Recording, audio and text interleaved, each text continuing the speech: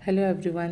आज का हमारा टॉपिक है वेरिकोज वेन। आप सभी इस नेम से बहुत फैमिलियर होंगे या आपने अपने किसी फैमिली मेम्बर को या अपने फ्रेंड को ये वर्ड सुनते हुए देखा होगा कि उनके किसी फैमिली मेम्बर या आपके खुद के फैमिली मेम्बर को वेरिकोज वेन हो गया है। तो इस वीडियो में हम जानेंगे वेरिकोज वेन क्या होता है, इसके सिम्टम्स क्या होते हैं, इसके फंक्शन क्या होते हैं और ये किन किन लोगों में पॉसिबल है होना और इसको कैसे मैनेज किया जा सकता है, और अगर ये हो जाता है तो हमें किन किन डॉक्टर को अप्रोच करना है। ठीक है, मैं डॉक्टर प्रीति श्रीवास्तव और आज की इस ट्यूटोरियल वीडियो में हम एक और इंटरेस्टिंग टॉपिक के बारे में डिस्कस करेंगे जिससे हम सभी एजुकेट हो सकें और किसी भी डिजीज़ को सीवियर होने से हम बचा सकें। तो लेट्स स्टार्ट। तो वेरिकोज वेन एक स्वेलन और ट्विस्टेड वेन स्ट्रक्चर है जो बहुत कॉमनली आप लेग्स में देख सकते हैं। तो ये जो प्रॉब्लम है ये एक सुपरफिशियल वेन की प्रॉब्लम है। हमारी स्किन में बहुत सारी स्किन के जस्ट अंदर बहुत पतली पतली वेन्स होती हैं जिनको हम सुपरफिशियल वेन बोलते हैं। वेरिकोज वेन जो प्रॉब्लम है वो हमारी लेग्स की सुपरफिशियल वेन की प्रॉब्लम है। वेरिकोज वेन तब होता है जब ये सुपरफिशियल वेन स्वेल हो जाती हैं और ट्विस्टेड हो जाती हैं और एक जाल की तरह नेटवर्क बन जाता है और आपको ये विजिबल होने लगता है, ब्लू वेन्स की तरफ दिखने लगेगा आपको। पैर में, लेग में बहुत सारे स्ट्रक्चर जैसे ट्रीज़ की ब्रांचेस होती हैं वैसी ब्रांचेस की तरह से ये इसकी प्रेजेंटेशन दिखाई देती है। तो जब ये सुपरफिशियल वेन स्वेल कर जाती हैं और ट्विस्टेड हो जाती हैं तब उस कंडीशंस को हम वेरिकोज वेन के नाम से जानते हैं, या वो जो कंडीशन होती है उसको वेरिकोज वेन बोलते हैं। तो वेरिकोज वेन का काम क्या होता है? वेरिकोज वेन का काम होता है हमारे लेग से ब्लड को टुवर्ड्स द हार्ट तक पहुंचाना। यानी कि हमारे जो वेन सर्कुलेटरी सिस्टम है, हमारे हार्ट से जो ब्लड होता है वो हमारे पैर तक जाता है और पैर से दोबारा वो हार्ट में जाता है। तो हार्ट से पैर तक की प्रोसेस और पैर से ऊपर हार्ट तक जाने का जो प्रोसेस है उसको कौन फैसिलिटेट करता है? उसको फैसिलिटेट करती है हमारी सुपरफिशियल वेन। यानी कि उनका मेन काम होता है लेग से ब्लड को टूवर्ड्स द हार्ट पुल करना। लेकिन किसी भी कारण की वजह से, यदि उनके किसी भी कारण की वजह से अगर उनकी वॉल की इलास्टिसिटी ख़राब हो जाए या उसके अंदर कांस्टेंट प्रेशर रिटेन होने लग जाए जिसकी वजह से जो उसका फंक्शन है वो कॉम्प्रोमाइज़ हो जाता है, तो उस वेन्स के अंदर ब्लड की पुलिंग होने लग जाती है। यानी कि ब्लड इकट्ठा होने लग जाता है। जो ब्लड पूरा फुल फ्लो होना चाहिए था टूवर्ड्स द हार्ट, उसका जो फ्रिक्वेंसी है, जो इसकी प्रोसेस है उसमें रुकावट आने लगती है या वो प्रोसेस स्लो हो जाता है, जिसकी वजह से कांस्टेंट ब्लड होने की वजह से या ब्लड पुलिंग होने की वजह से जो आपकी वॉल हैं, जो आपकी वेन्स हैं, उसकी जो वॉल पे कांस्टेंट प्रेशर क्रिएट होता है और उसकी वजह से उसकी वॉल परमानेंटली ख़राब हो जाती हैं, जिसकी वजह से ब्लड बैक फ्लो होने लगता है। यानी कि वो टुवर्ड्स द हार्ट भी जाता है और नीचे भी इकट्ठा रहने लग जाता है। जबकि अगर नॉर्मल स्ट्रक्चर की बात करें तो जो सुपरफिशियल वेन का जो काम होता है वो वन वे फ्लो डायरेक्शन में वर्क करता है। यानी कि उसका काम नीचे पैरों से ब्लड को ऊपर हार्ट तक की ले जाना होता है। उसके बाद उसकी वॉल्व बंद हो जाती है, यानी कि दोबारा बैक फ्लो वाला जो प्रोसेस है वो नहीं होता। लेकिन किसी भी वजह से अगर उसकी वॉल में कोई प्रॉब्लम आता है या उसकी वॉल किसी तरह परमानेंट ख़राब हो जाती हैं तो जो ब्लड है वो बैक फ्लो भी करने लग जाता है और ब्लैक फ्लो करने के कारण लगातार वेन्स में ब्लड का रिटेंशन हो जाता है, उसके अंदर ब्लड पुलिंग होने लगती है। उसकी वजह से उसकी सराउंडिंग वॉल, जिसका मेन फंक्शन था क्लोज हो जाना जैसे ही ब्लड को ऊपर पुश करे, वो परमानेंट ओपन ही रहती है, जिसकी वजह से कांस्टेंट प्रेशर जनरेट होता है और वेरिकोज वेन डेवलप हो जाता है। ठीक है, तो अब ये किन किन पेशेंट्स में ज़्यादा देखने को मिलता है? वो पेशेंट जिनका काफ मसल वीकनेस है या किसी भी वजह से उनकी काफ मसल पे कोई इंजरी हो गई है, काफ मसल का कॉन्ट्रैक्शन नहीं है, या वो पेशेंट जिनकी काफ मसल प्रॉपर डेवलप नहीं हुई है, उन पेशेंट्स में ये सारी प्रॉब्लम देखने को मिलती हैं। जैसे टीचर का ज़्यादातर काम खड़े होने का है, लॉन्ग टाइम तक खड़े होने के वजह से या लॉन्ग टाइम तक सिटिंग होने की वजह से धीरे धीरे काफ मसल वीक होने लगती है। काफ मसल वीक होने के कारण उनका जो कॉन्ट्रैक्शन है वो कम होने लगता है। उसका जो फंक्शन है पुश करना, मसल्स को कॉन्ट्रैक्ट करके सुपरफिशियल वेन को असिस्ट करना, ब्लड को ऊपर की तरफ पुल करने के एक्शन को वो कॉम्प्रोमाइज़ होने लगता है, जिसकी वजह से ये प्रॉब्लम धीरे धीरे देखने को मिलती है। ये एक दिन का फिनोमिना नहीं होता है, ये धीरे धीरे जाके डेवलप होता है। अगर हम इसको वर्कआउट नहीं करते या इसको इग्नोर करते रहते हैं तो धीरे धीरे परमानेंट वॉल्व ख़राब हो जाती है और वेरिकोज वेन की डिजीज़ हमें हो जाती है।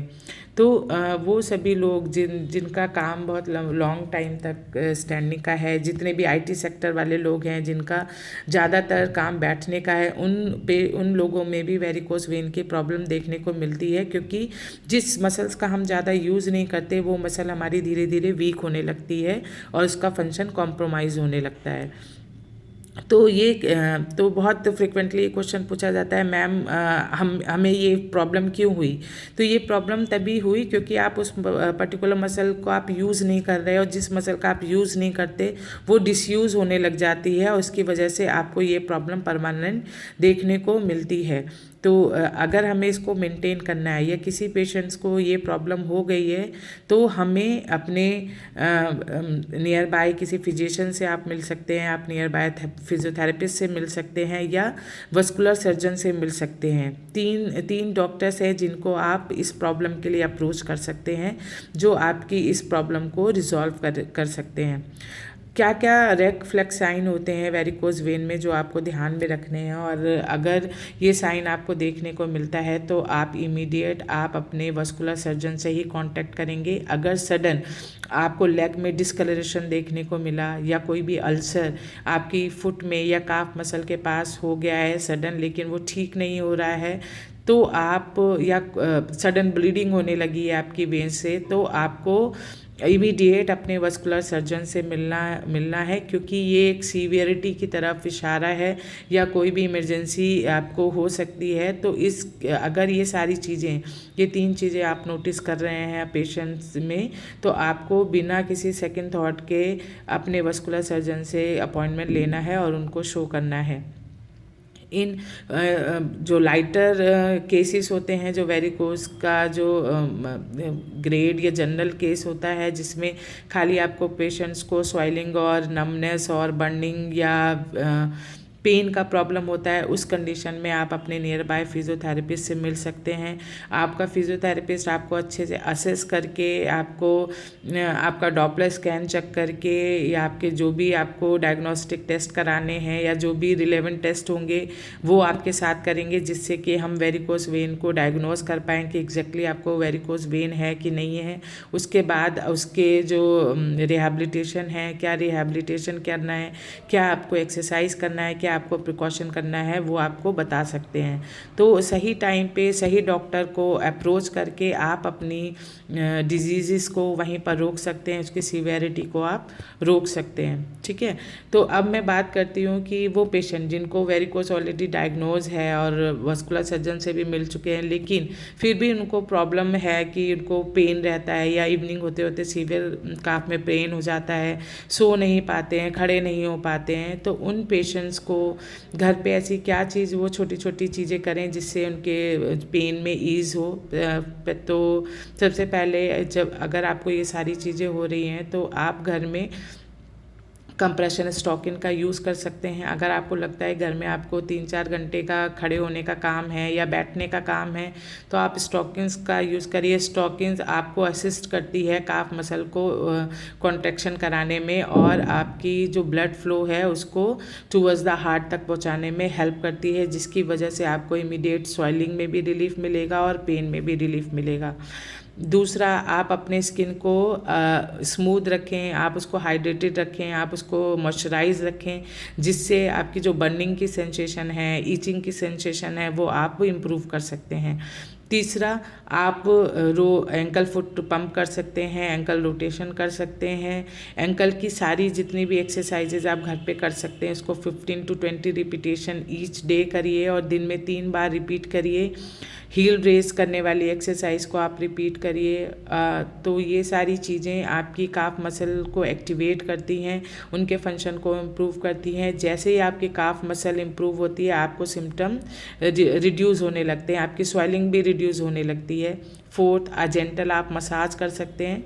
आप मसाज किसी भी लोशन से या किसी भी ऑयल से कर सकते हैं। मसाज में 2 पॉइंट चीज़ों का आपको ध्यान रखना है। पहला, बहुत लाइट स्ट्रोक रखना है।